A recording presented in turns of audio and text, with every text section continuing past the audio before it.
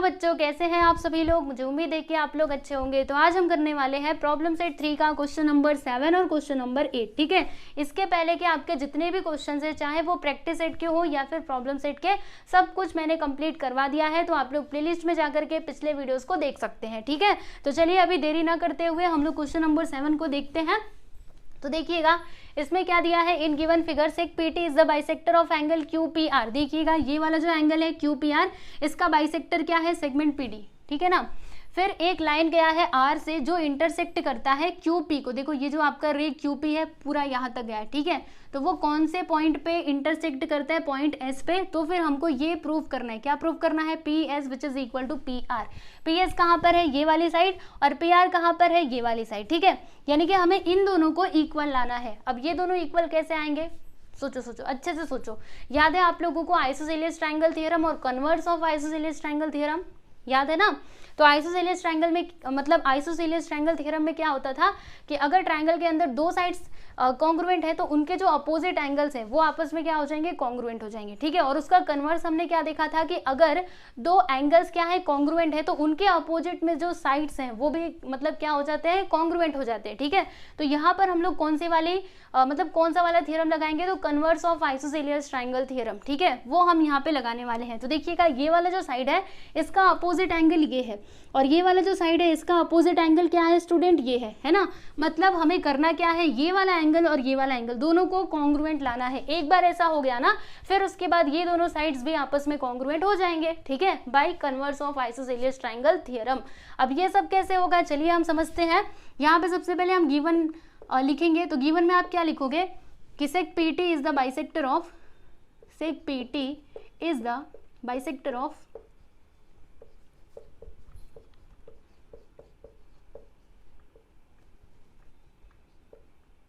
Bisector of angle QPR। ठीक है, फिर उसके बाद खास कुछ दिया नहीं है, चलो टू प्रूव लिखो आप।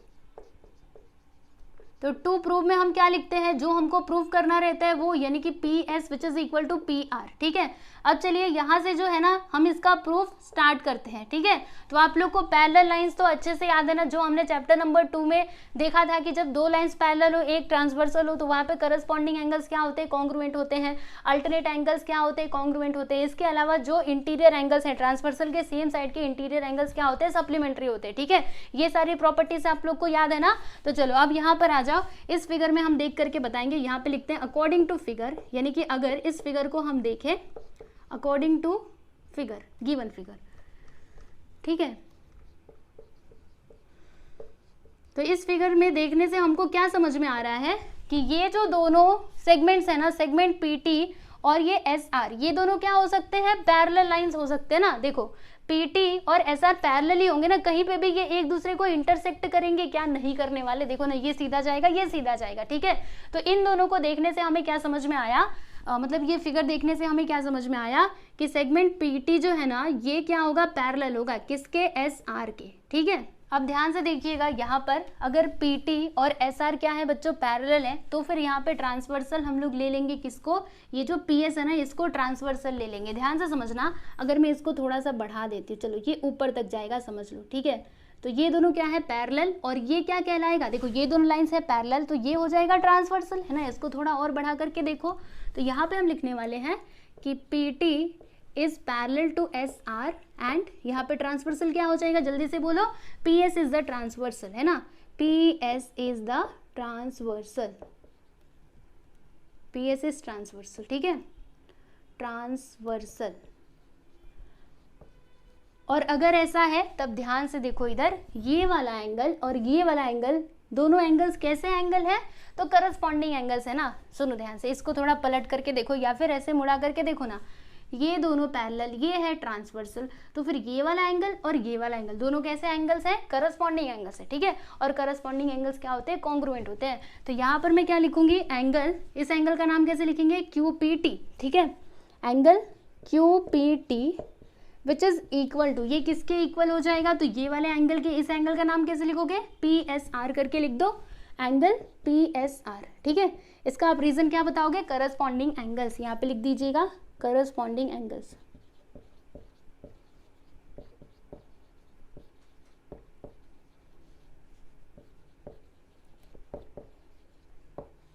इसको आप लोग लिखना इक्वेशन नंबर 1, ठीक है। इतनी बातें आपको समझ में आई।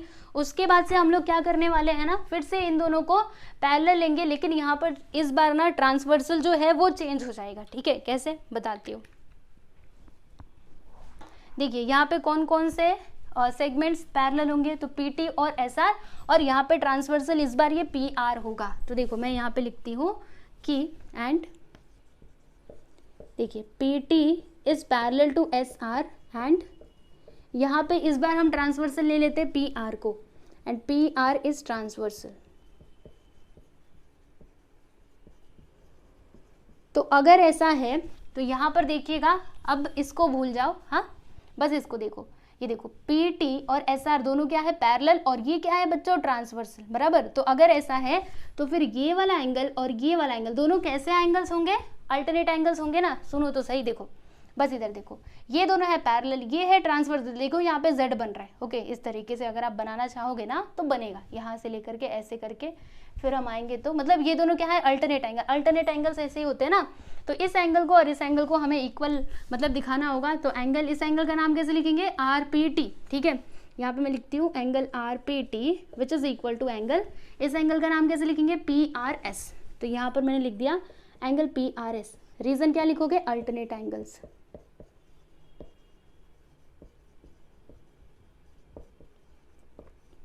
इसको हम लिख देंगे इक्वेशन नंबर 2, ठीक है। इतनी बातें आपको समझ में आई। उसके बाद क्वेश्चन में क्या दिया था कि ये क्या है, इसका बाइसेक्टर है ना। देखो PT is the bisector of angle Q P R. तो अगर ये इसका बाइसेक्टर है तो ये वाला एंगल और ये वाला एंगल दोनों आपस में क्या होंगे, कॉन्ग्रुएंट होंगे ना। तो यहाँ पर हम लोग लिखने वाले हैं कि segment PT is the bisector of which angle, angle Q P R, ठीक है। तो अगर ऐसा है, ये गिवन था तो यहाँ पे हम लिख देते गिवन। अगर ऐसा है तो फिर ये वाला एंगल और ये वाला एंगल दोनों आपस में क्या हो जाएंगे, कॉन्ग्रुएंट हो जाएंगे। तो देखिएगा angle Q P T, figure में देखते जाओ, विच इज इक्वल टू, ये किसके इक्वल होगा, तो एंगल आर पी टी के, है ना, एंगल आर पी टी। इसको हम लिखने वाले हैं इक्वेशन नंबर 3, ठीक है। इतनी बातें आप लोग को समझ में आई। या फिर एक काम करो, इसको इक्वेशन नंबर 3 लिखो ही मत, अभी इसके आगे ही करते जाओ। देखो ये जो एंगल क्यू पी टी है ना, क्या मैं इसके प्लेस पे एंगल पी एस आर लिख सकती हूँ, क्योंकि देखो क्यू पी टी और पी एस आर दोनों क्या है, इक्वल है। तो ये जो क्यू पी टी है ना, इसके प्लेस पर मैंने लिख दिया एंगल पी एस आर, ठीक है। फिर ये जो आर पी टी है ना, क्या मैं इसके प्लेस पे पी आर एस लिख सकती हूँ, एंगल पी आर एस लिख सकती हूँ ना, क्योंकि दोनों क्या है, इक्वल है। तो इसके प्लेस पे मैंने लिख दिया एंगल पी आर एस, ठीक है। ये कहाँ से लिखा, इक्वेशन नंबर 1 और 2 से। तो यहाँ पे लिखिएगा फ्रॉम 1 and 2, ठीक। और इसको हम लिखने वाले हैं इक्वेशन नंबर 3। अब जो हमको प्रूव करना था वो अभी आगे वाले स्टेप में हो जाएगा। कैसे बताती हूँ। अब ये वाला ट्राइंगल हम लेने वाले हैं, ट्राइंगल पी आर एस, ठीक है। यहाँ पे हम क्या लिखेंगे, in triangle P R S. Triangle P R S में देखिएगा, देखिए पी एस आर और पी आर एस दोनों क्या है बच्चों, आपस में इक्वल है। देखो पी आर एस और पी एस आर, देखो यहाँ पर इक्वेशन नंबर 3 में हमने लिखा था ना, तो एंगल पी एस आर ये इक्वल है एंगल पी आर एस के, ठीक है। ये कॉन्ग्रुएंट है, बराबर। ये कहाँ से लिखा, फ्रॉम 3। तो अगर ऐसा है तो फिर by converse of isosceles triangle theorem हम क्या बोल सकते हैं, देखो ये वाला एंगल और ये वाला एंगल आपस में क्या है, कॉन्ग्रुएंट है। तो फिर इनके जो अपोजिट साइड्स हैं वो भी कॉन्ग्रुएंट हो जाएंगे। बाय विच थ्योरम, तो by converse of isosceles triangle theorem. तो चलिए यहाँ पर आ जाइए और लिखिएगा, क्या लिखेंगे कि by converse of isosceles triangle theorem.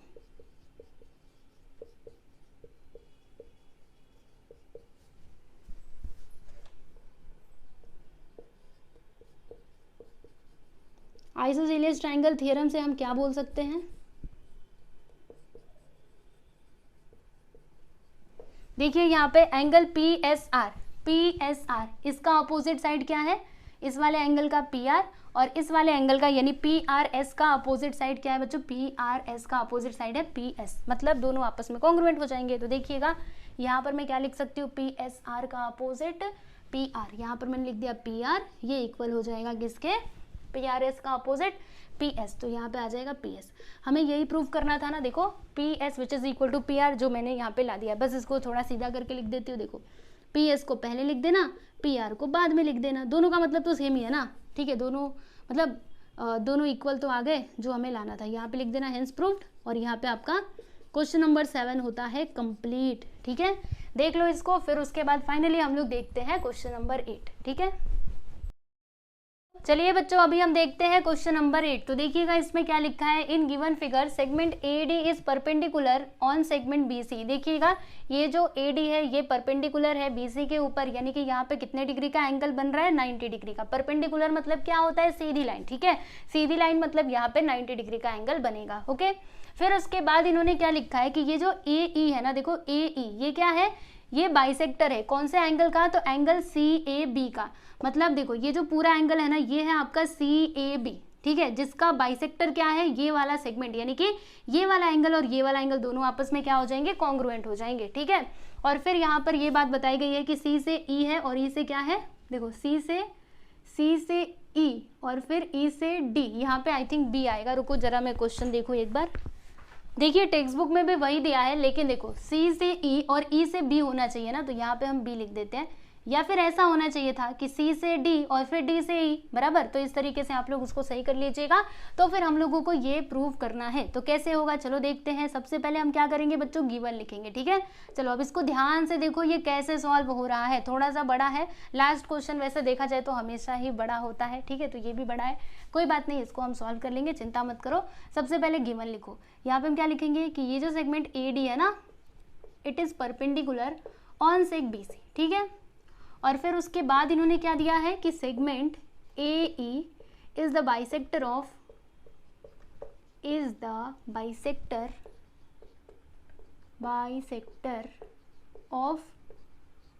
Angle CAB, ठीक है, ये इसका बाइसेक्टर है। अब बाइसेक्टर होने का मतलब क्या है, चलो मैं यहीं पे लिख देती हूँ, ठीक है। दैट इज, अगर ये इसका बाइसेक्टर है तो फिर रुको, दैट इज ये वाला एंगल और ये वाला एंगल आपस में कॉन्ग्रुएंट हो जाएंगे। कौन कौन से एंगल, तो एंगल CAE और दूसरा एंगल देखो, एक तो ये वाला एंगल होगा क्योंकि ये इसका बाइसेक्टर है ना, और दूसरा एंगल ये होगा BAE, ठीक है। तो यहीं पर मैं लिख दूं एंगल CA, देखो CAE ये इक्वल या फिर कॉन्ग्रुएंट हो जाएगा कौन से एंगल के, तो एंगल BAE के, बराबर। तो यहाँ पर मैंने लिख दिया बच्चों एंगल BAE। समझ में आया ना कैसे लिखा। उसके बाद यहाँ पे एक और बात बताई गई है कि यहाँ पर क्या है, C से E है और E से क्या है, B है। चलो देखो हमें प्रूफ क्या करना है, यहाँ पे लिखिएगा to proof, we have to prove that. क्या प्रूफ करना है आप लोगों को कि एंगल DAE जो है ना, ये क्या है, half of angle DAE which is equal to half of angle C minus angle B, ठीक है। ये हम लोगों को प्रूव करना है। तो चलिए यहाँ से जो इसका प्रूफ है ना वो हम शुरू करते हैं। अब बस आप लोगों को ध्यान से देखते जाना है। तो सबसे पहली बात, ये जो यहाँ पे लिखा गया इसको हम लिखते हैं कि एंगल CAE जो है ना, it is congruent to angle BAE। ये हमने कहाँ से लिखा, तो देखो गिवन में से लिखा है। इसका रीजन बताइएगा, गिवन, ठीक है। यहाँ पे लिख देना इट इज गिवन, ठीक। इसको हम लिख देंगे इक्वेशन नंबर 1। फिर हमें क्या करना है, तो यहाँ पर अब हमें क्या करना है ना, तो हमें एक एक करके ट्रायंगल्स लेने हैं। तो सबसे पहले हम ये वाला ट्रायंगल ले लेते हैं। कौन सा ट्रायंगल, देखना ध्यान से, ये वाला ट्रायंगल ले रहे हैं, यानी कि ट्रायंगल CAD। तो यहाँ पे मैं लिखती हूँ in triangle CAD।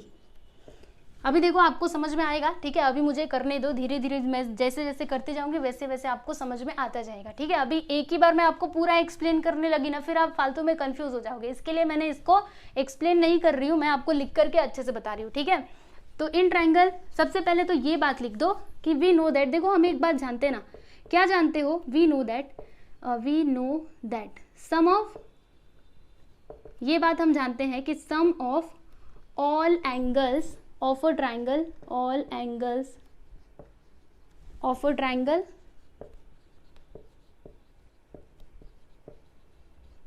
is 180 degree. ये बात हम लोगों को बहुत पहले से पता है ना, यस। अब उसके बाद हम यहाँ पे लिखेंगे इन ट्रायंगल, कौन सा ट्रायंगल लेंगे, ट्रायंगल DAC, ठीक है।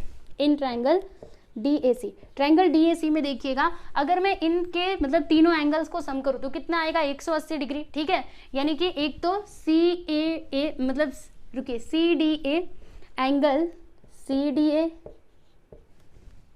देखो CDA यानी कि ये वाला एंगल मैंने लिखा, फिर दूसरा एंगल क्या है बच्चों, ये वाला एंगल यानी कि DAC। देखो मैं नाम कैसे लिख रही हूँ उसको ध्यान से देखो, मैंने इसको नहीं लिया है, बस इसको लिया है, तो DAC में लिख रही हूँ प्लस एंगल DAC, ठीक है।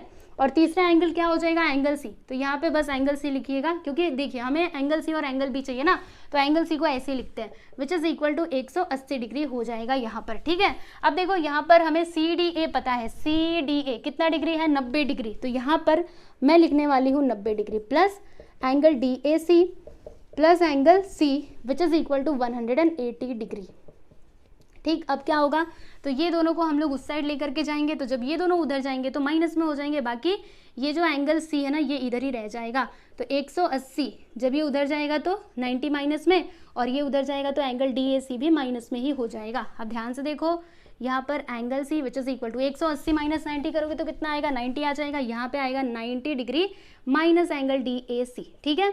इसको हम लिखने वाले हैं इक्वेशन नंबर 2, ठीक, इतना याद रहेगा आप लोगों को। चलो अब उसके बाद हम क्या करने वाले हैं, ये वाला ट्राइंगल लेने वाले, विच ट्राइंगल, ये वाला ट्राइंगल, देखो दिस ट्राइंगल, ठीक है, समझ में आया। चलो ले लेते हैं, क्या लिखेंगे, यहाँ पे लिखते हैं and in triangle, which triangle, triangle BAD, ठीक है, DAB लिखो या फिर BAD लिखो, चलो DAB हम लिख देते हैं, इन ट्राइंगल DAB। तो इसमें भी ऐसा ही होगा कि अगर मैं तीनों एंगल्स को सम करूँ तो कितना आएगा, 180 डिग्री आएगा। तो देखिएगा इस एंगल का नाम कैसे लिखेंगे, ये वाले एंगल का DAB, ठीक है, यहाँ पे मैं लिख देती हूँ, ये D है, एंगल DAB प्लस एंगल, इस एंगल का नाम हम कैसे लिखेंगे, ये भी 90 डिग्री का ही है, तो ADB, ठीक है, एंगल ADB प्लस एंगल, अब ये वाला एंगल बचा हुआ है तो एंगल B, बस इसको लिखते हैं which is equal to 180 degree, ठीक है। कैसे होगा इसका रीजन मैंने ऊपर ही लिख करके बता दिया है, तो बार बार लिखने की जरूरत नहीं है, ठीक है। अब ये जो DAB है ना, DAB का हमें कुछ नहीं पता, तो इसको आप ऐसे ही रहने दो, कुछ भी मत करो इसमें।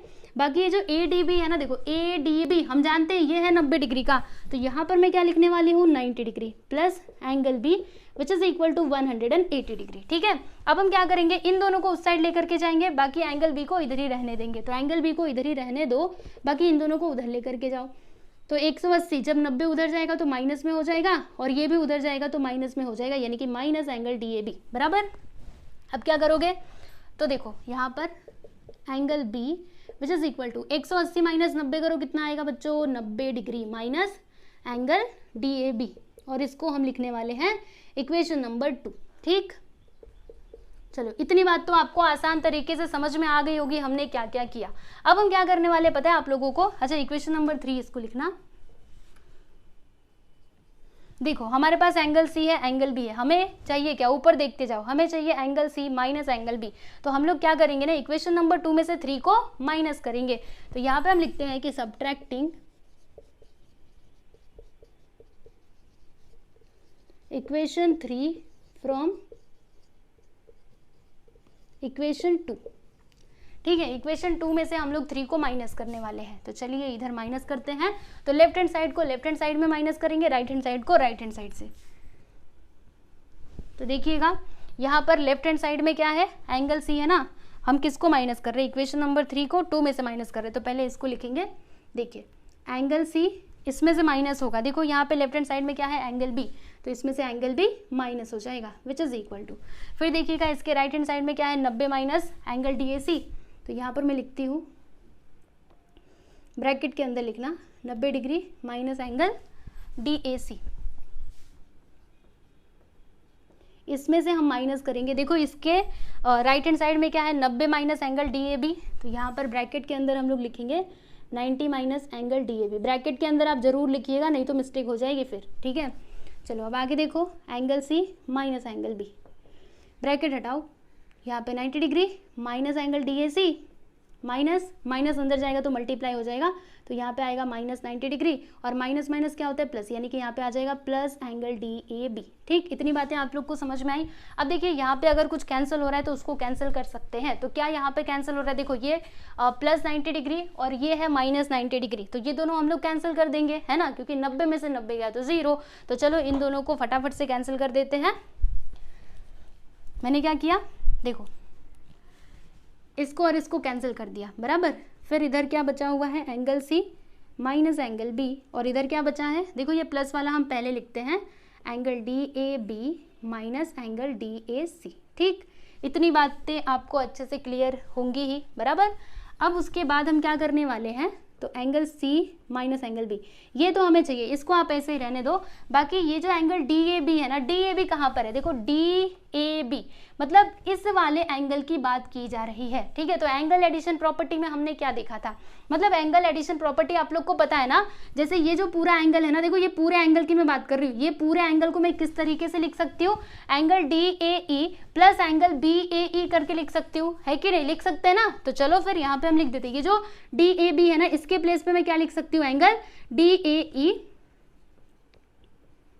प्लस एंगल कौन सा एंगल, एक तो मैंने ये वाला एंगल लिखा, फिर उसके बाद ये वाला एंगल लिख देती हूँ, यानी कि B A E, angle B A ई। ठीक है, फिर यहाँ पे माइनस का साइन है तो रहने दो। फिर ये जो एंगल डी ए सी है ना, डी ए सी मतलब कौन सा एंगल, देखो एंगल डी ए सी यानी कि ये वाले एंगल की बात की जा रही है। ठीक है, तो इस एंगल को हम कैसे लिख सकते हैं, देखो यहाँ पे बहुत ज़्यादा मैंने इधर खिचड़ी पका दी है, पर कोई बात नहीं, मैं आपको मिटा करके बताऊंगी, चिंता मत करना बिल्कुल भी।